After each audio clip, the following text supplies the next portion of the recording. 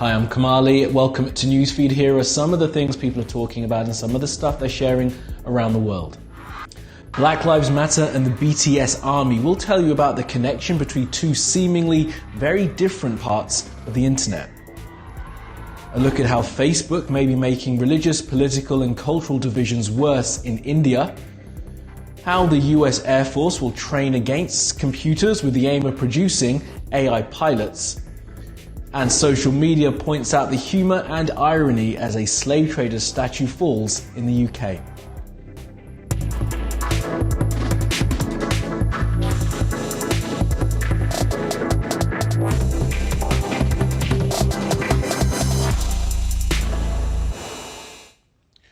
Well, top of our newsfeed, Black Lives Matter and the BTS army. Now, hashtag activism has been used to varying degrees of success in recent weeks, but here's the story of how the fans of a Korean pop band were able to use their online presence to raise money and awareness.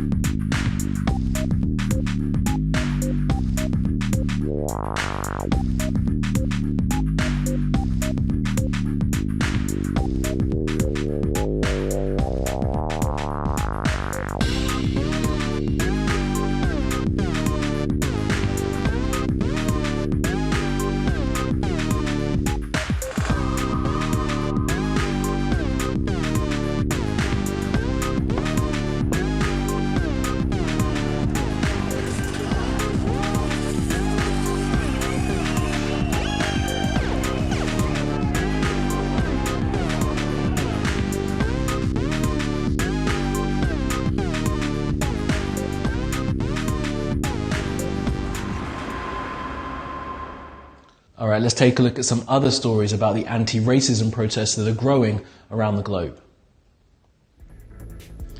Well, 190 pages belonging to white supremacist groups have been taken down by Facebook.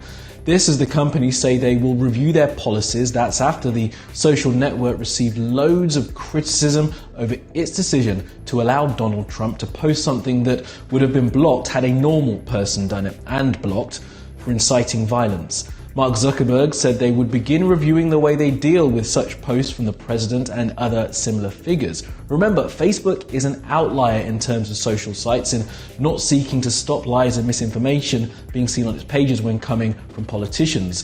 Zuckerberg said recently his site should not be an arbiter of truth. The boss of the company CrossFit tweeted Floyd-19 after the US Institute for Health Metrics and Evaluation classified racism as a public health issue there.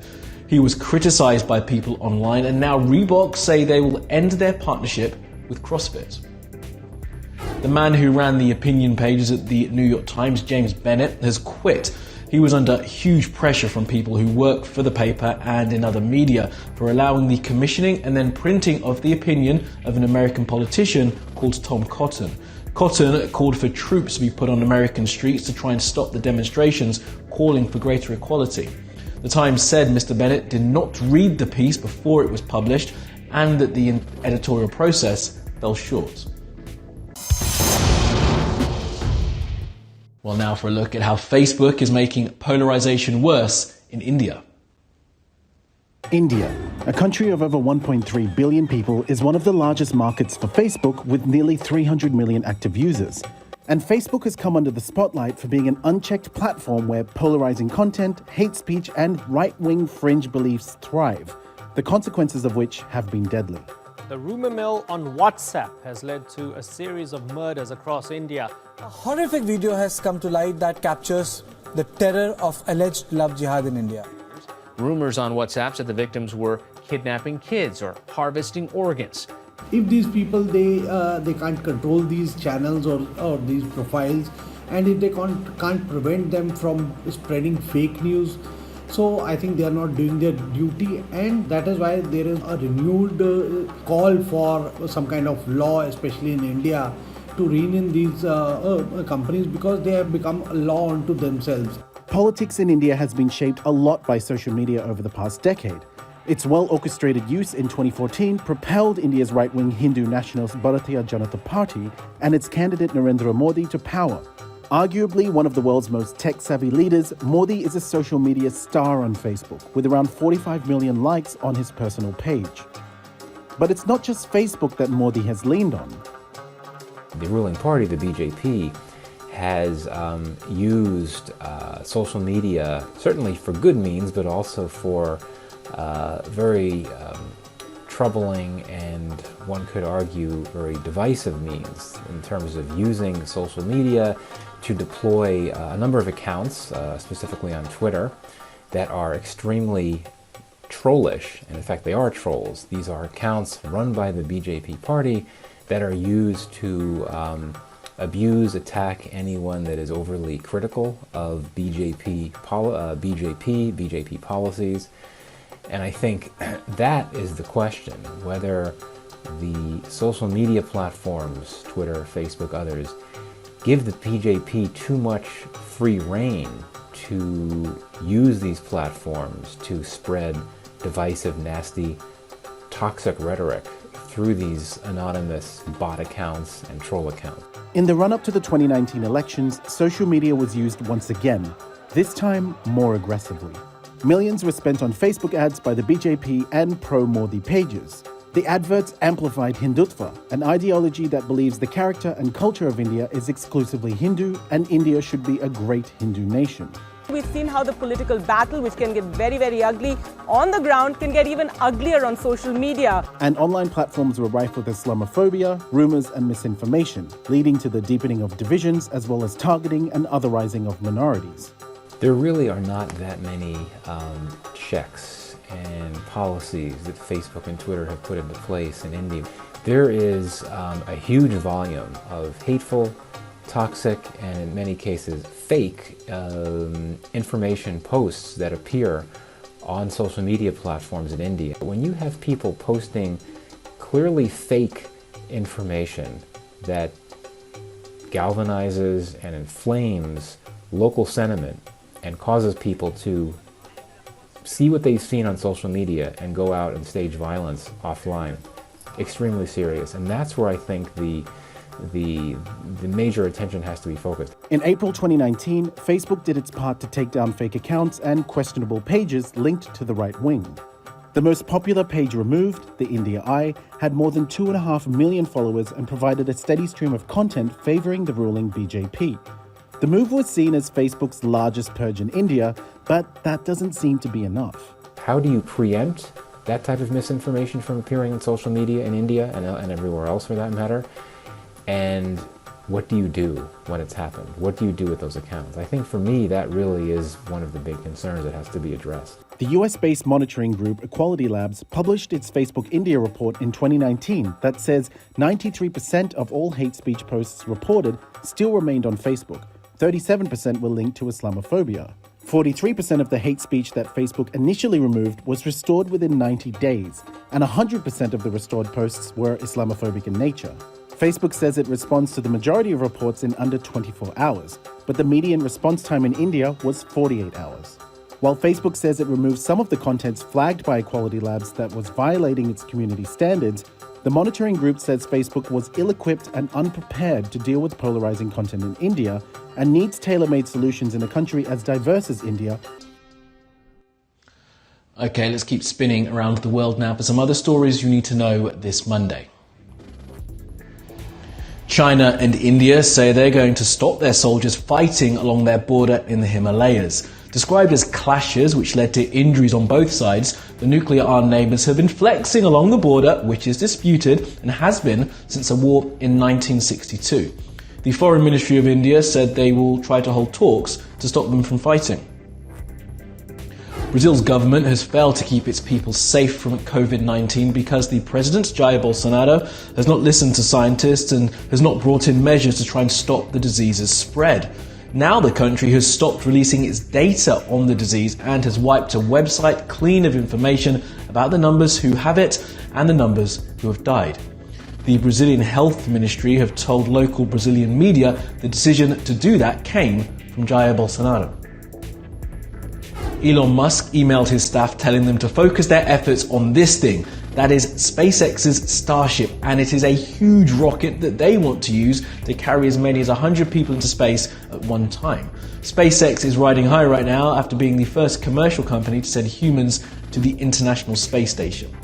Well, Donald Trump created a new branch of the US military called the Space Force a little while ago, but the name has not been copyrighted by the military, but it has been copyrighted by Netflix off the back of its show of the same name. Now, problems may arise if, say, the show wants to sell a t-shirt with the name Space Force on.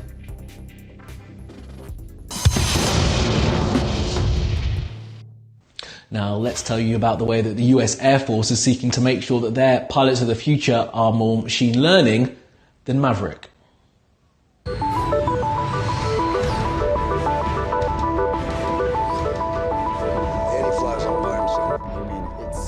It will replace us all. We got something. Games refers to models, simulations, and games to That must be them. strategic application. Greetings. Game time is near. Shall we play a game?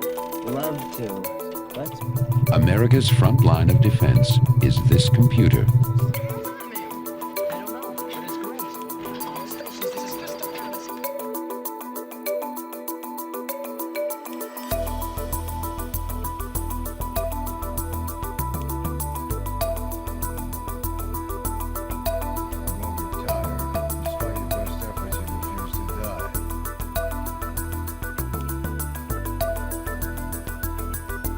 But that's the sort of thing that will make a big difference over time, is human machine working together.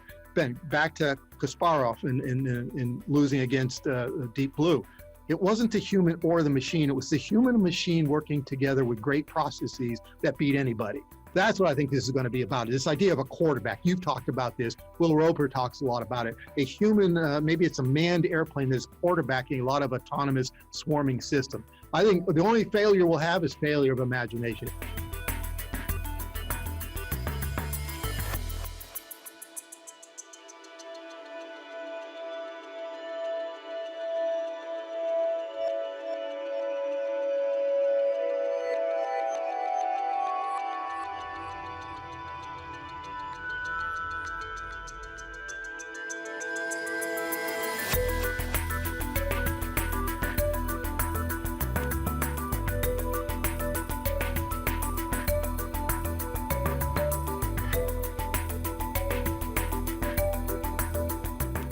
It's the fighter jet era has passed. That is, it's just, yeah, fighter jet era has passed. Okay, so it's drones.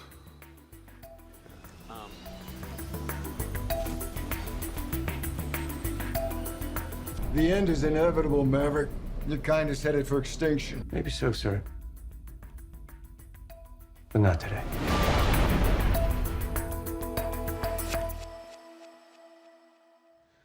And finally today, we want to mark the end of a statue in the UK that was put up to celebrate the slave trade.